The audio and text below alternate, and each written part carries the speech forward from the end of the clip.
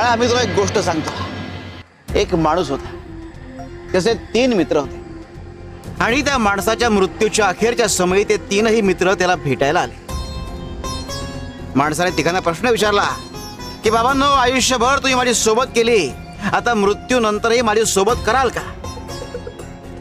त्यावर पहिला मित्र म्हणाला की आयुष्यभर मी तुझी सोबत केली, मात्र आता माझा नाईलाज आहे. दुसरा मित्र म्हणाला की मी तुझी सोबत तुझे अंत्यविधी पूर्ण होईपर्यंत करू शकतो.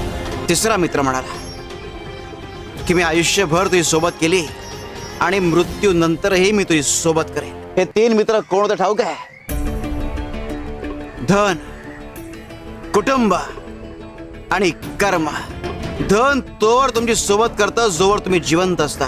कुटुंब तोवर तुमची सोबत करतं जोवर तुमचे अंत्यविधी पूर्ण होत नाही. मात्र कर्म